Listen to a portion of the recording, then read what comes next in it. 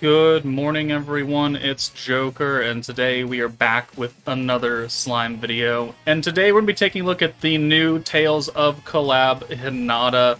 She's doing a lot for herself, or things are based very much off of her. So she's kind of detailed. So we'll keep this intro brief, and we'll kind of explain as we go. But most importantly, you do get the free gear for her from doing the trial or the Lord of Calamity Trials event and the login stuff, so you don't actually have to make new gear for her. That's pretty cool. She's dark, she's magic, she's a single target ult, and she's in a World of Fantasy Heart of a Hero, Stern of Spirit, and Shizu's Will. So with that out of the way, we're just going to go ahead and jump into the showcase, and I will explain her abilities as we progress along, minus the fact that I don't have dupes of her. So her trait, if you had dupes, would be Protection Gauge every 3 turns, which is a very good trait, especially for a stacking team. But it's not a thing here because I don't have dupes, and I don't really plan on putting dupes on her. So let's just start the showcase. Okay, so we're going to run the full Tales of COLLAB team. Maybe not the strongest team in the game, but it is the full COLLAB. Rimuru, Alphen, Blanc because it's Blanc, the new Xion, the other Xion, and then Hinata herself. Now, Hinata, her first skill, is doing a number of different things that we won't see on turn 1 because we're not going to use it. We're just going to use the orb change from Alphen. But a lot of Hinata's abilities are based on her doing things. Not anybody else doing things, but herself doing things. So what we're simply going to do here is we're going to send 6 oranges, and we'll bring Hinata in for probably Blanc, so we can get more protection gauge from her support slot unit Gobwa. And very basic. Okay, cool. 6 orbs. With the traits, we will get access to Rimuru turn 2, and that's going to be pretty important as far as what we're trying to do with Hinata. So, we have 3 Hinata orbs. Fantastic, because that means that we can effectively use her first skill to its mostly maximum value. So, we've got Protector Rimuru. Awesome. We have a Xion ult, and we could send it, but we're not going to. We're just going to take her out of here, because I want to showcase the Hinata ability. So, looking at her first skill, she applies the Therion state, which does, like, 4 different things. It gives her Lord's Ambition, so it will remove the Synergy and Pierce nerf that we have. It will give her the Grit ability, which means she can't die. She'll go down to 1 HP and she'll just stay there for that turn. And then every time she attacks, she will get 7% Dark Attack, and that stacks forever. But it caps out at 42% because 7 times 6 is 42. And if we send 6 orbs with Hinata, we're going to cap that out. And on top of that, she steals orbs to herself. So we started with 3 Hinata orbs, we gained 3 Hinata orbs, which means that when we send these 6 Hinata orbs, next turn, we're going to have 42% Dark Attack. And we didn't start with any Dark Attack. Like you can see her icon right here. We have no Dark Attack icon. But at the end of this turn, after we take these stupid friggin' counters, we will suddenly have a Dark Attack marker. And that is from her sending orbs. Or an ult. Like an ult would work, it's just when she attacks. Not when anybody else attacks. So if we have 5 Hinata orbs and a Xion orb, we're not going to cap out. We're going to get less. We're going to get 35%. But now you can see we have that Dark Attack icon right there. And hopefully I hover over her for this. Maybe I don't. We'll check the stacking Dark Attack when we get towards the end of the fight and we're ready to nuke. But we've, again, successfully stolen orbs. We have 6, which means we're going to continue to get that 42% Dark Attack stack. And on her single target ult, she stacks more Dark Attack, 15%. So this ult, on top of the 42% we're going to get from just her attacking from that skill, we're going to get an additional 15% because she sent an ult. And that stacks alongside. Her ult multiplier, as a trade-off, is slightly weaker, though. So just keep that in mind. If you compare her to like another single target nuking damage character, her ult multiplier is less. But her ceiling is higher because she is getting stacking Dark Attack, whereas the other single target nukers are not benefiting from their ult skill because it is just raw damage. On top of this, Hinata's second skill, her big time 30 or 90 point skill, is that she gets 100% ult resistance down against all the enemies, which is good. It's nothing new, because a lot of characters have that now. Elmesia, Fern, the Awakened Isis has 120. But she also has stacking crit resistance down, which starts at 20%. And then every time Hinata sends an ult, specifically Hinata, you get an extra 25%. And you have to do that 4 times before it caps at 120% crit resistance down. So you're getting 120 crit resistance down in a perfect world. The Tails Xion is giving 110% crit damage. So that's a lot of crit right there. But you have to specifically send Hinata ults, which makes sense if she's going to continue to steal every single orb on the field, just like we have done for the last 4 turns, right? So she's very dependent on being the priority. You are not meant to, if you're trying to max Hinata out, there is no room for getting other ults, because you want to get that full 42% dark attack every single turn. You want to have an ult every turn to get the extra 15% dark attack, but also to stack up her crit resistance debuff, which will apply to all the enemies, so everybody who has a crit will benefit from that debuff. It's just that Hinata has to engage it. She has to be the one to nuke to stack that. And so you need minimum 4 Hinata ults before that actually happens. And in short fights, that's probably not going to happen. In Jubilee normals or something, unless you're nuking with Hinata, even then, it's only like 3 turns or something, you're never going to see the 120%, unless you're specifically going for it. But the Lord's Ambition effect of her first skill means that we can synergy, we can pierce this fight. The enemies have synergy and pierce resistance, which will, backtrack on us, but we would have the ability to actually synergy or pierce if we wanted to. And it would take away poison damage, it would take away a stun, which we saw on turn 3, it would take away a bind or poison, it would do a number of things. So here, we're actually going to take Hinata out, because I need points, and I wanted a full hand of oranges, so we stole into 6 Alphins, and then changed all his orbs to orange, and then brought Blanc in. So we're not getting any extra dark attack here, because Hinata herself is not sending orbs. But we are continuing to get points and protection gauge. And now Xion is stunned, which is kind of unfortunate, but not the end of the world, because we don't really need her on this turn, technically. But here, we have a couple different orbs for people. Okay, fine. We can bring Alphen in for Blanc, and that would bring in a 3rd Alphen orb, which we can then convert with him.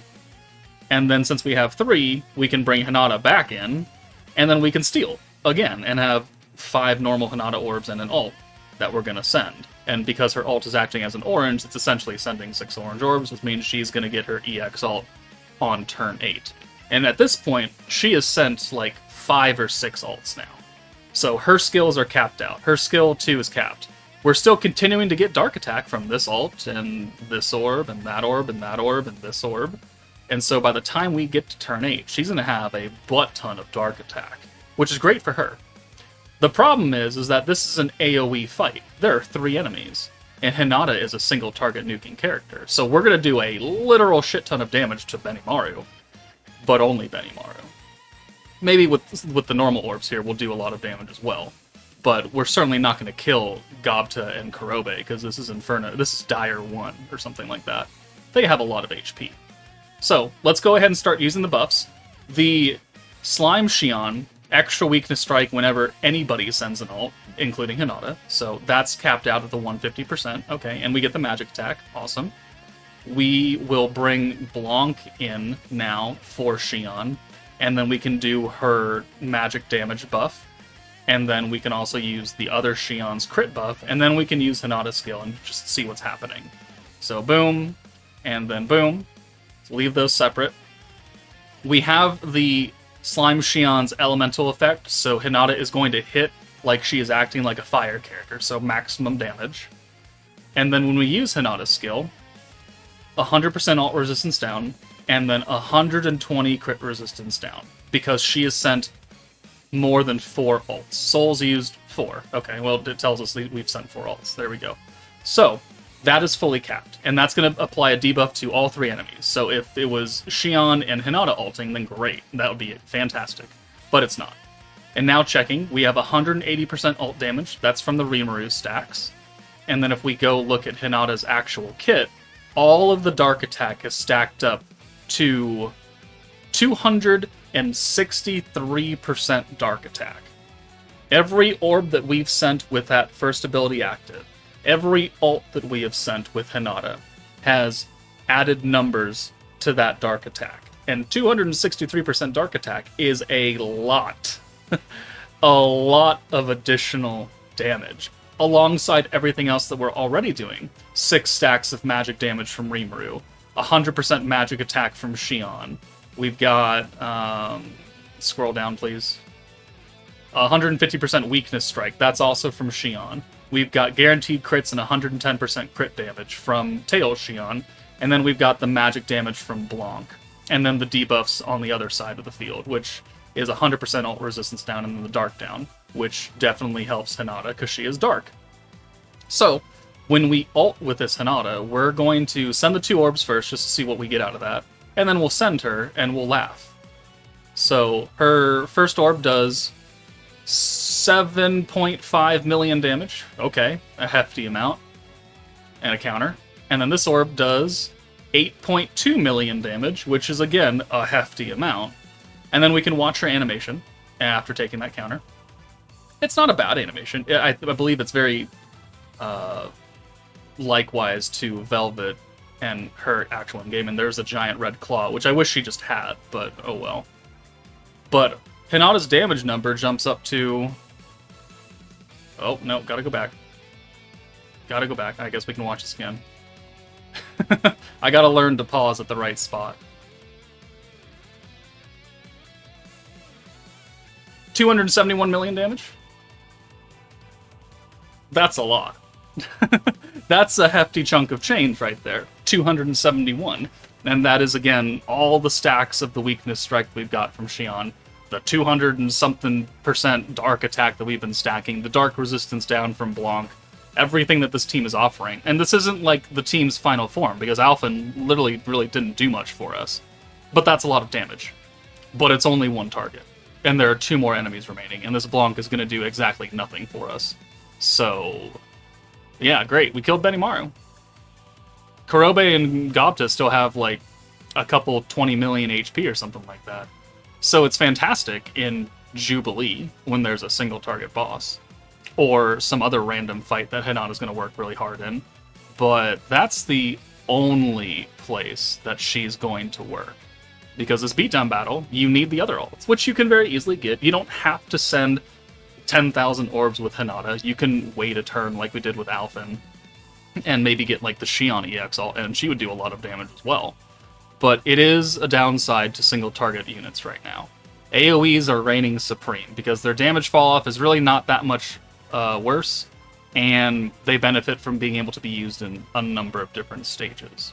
So that is Hinata on her own Tales of team doing big time damage. Let's put her somewhere else on a maybe not so strong team and see what she can do for them. Okay, we're gonna go into story chapter 29 versus Father Midray. He doesn't nerf any kind of orb or anything, so it's a pretty safe stage. And he's gotten like 800,000 HP or something, right? Yeah, it's an okay amount. But we're going to run Velzard, who's going to give the element buff and the Drago effect, and she's giving magic character stats, which Hinata is. We've got First Anniversary Milim and Rimuru, because we're going to get ult damage, an attack buff, guaranteed crits, and crit damage, which will work well with crit resistance. And then Violet and Diablo for their own respective buffs. And since we're running Velzard, we want a green buffer, and that's what Diablo's going to do. So, we have technically orb changing with Milim. We have orb stealing with Hinata. So here, I mean, we could benefit from maybe a few ults, depending. Alright, yeah, that works. We got 3 orbs for Rimuru. So we'll take him out for Hinata, and then we'll yoink everything. Boom. Perfect. And a lot of them changed to oranges, so we're going to get, you know, more than a few gauge here. Maybe not the EX ult, but we don't need to send EX ults to get her stacks up. We just have to send normal ults, and we can definitely do that. And as long as we can get decent amount of orbs for her, then we're going to be looking pretty good. Alright. So Therion, we got the extra 42% dark attack. Let's go ahead and yoink these again. Boom. And then what we can do is we can bring in Diablo, buff the greens, boom, and then use Velzard. And then we're going to have a full hand, but we're going to have 5 orbs for Hinata. But more importantly, this will be our first stack of dark attack from the alt, and our first stack of crit resistance down. Even though we're not doing that much damage to Midray, we are going to benefit from these stacks. And now I kind of just want to get her ult. So, we are taking a hefty amount of damage, though. I think he has a pretty high attack stat. Yeah, almost 17,000. Yeah, let's just, let's yoink these again. Green buff. And I think we'll be okay. I don't even think we use Velzard here. We just do this. Yeah. Alright, and then we'll send her away next turn. So we're not going to cap her out, but we are going to get a decent amount of stacks. And as long as we can make the rest of the buffs work on this team, we're going to be looking pretty good. And perfect, there's the EX ult. And now she can go away. She wouldn't die if we had her first skill activated, because it gives her grit status. But it is better safe than sorry. So let's do the magic buff. Let's bring Rimuru in for Violet. And let's use the crit buff now. That way we get guaranteed crits, and since we're dark, we'll get crit damage, which will work very well. And then we'll just use Velzard here. I don't think we can use Diablo again, though, can we? Because we already used him twice. Yeah, no. Okay, so 1, 2, 3, 4, 5, 6. Gotta make back a few more points. Maybe we don't need to use everything, but I would like to use the Diablo and Millim buff together. Do we have the points for that? No, we're gonna need to go one more turn. Which, well, we also want to use that skill, so we're gonna miss something here. Yeah, we're gonna go one more turn. Hopefully nobody dies. But once we get up to the 150, we'll be looking okay. Yeah, 1, 2, 3, 4, 5, 6. Yes. Right? Yeah, because we'll have 60 points left. No, because we're not going to get any more. Ugh. Oh, man. We'll be a few points shy here. Unless I'm just that bad at math. I am that bad at math. Alright, well, not a surprise. Alright, so we're going to miss the synergy buff with Diablo, but that means we can actually get the ult and the attack buff and then her own buff here. So we're up to, what, 70% crit resistance down now? Not that skill, this skill. Yeah, 70%. We have 100% ult resistance down. The actual dark attack we've gotten from Hinata attacking a few times this fight is 149%, which is a lot for not a lot of actual time. And now by using Velzard, will give us the Drago, will give us the extra elemental buff, and so Hinata is actually going to be looking pretty good.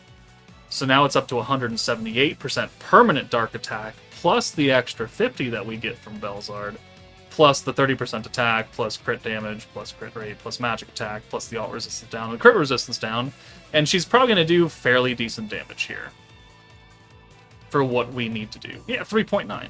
Almost 4 million damage on a team that has 2 characters from the first anniversary. So, yeah. If you make her the sole purpose of your nuking team, she can work. She does need someone to enable the crits. She needs someone with crit rate, first and foremost.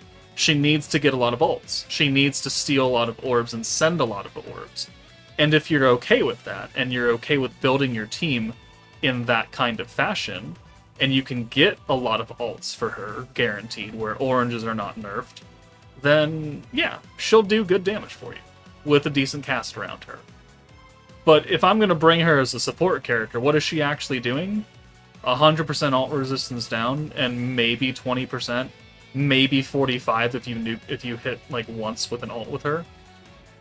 I don't really think that's worth it, because this skill really isn't doing much for anybody else except orb stealing.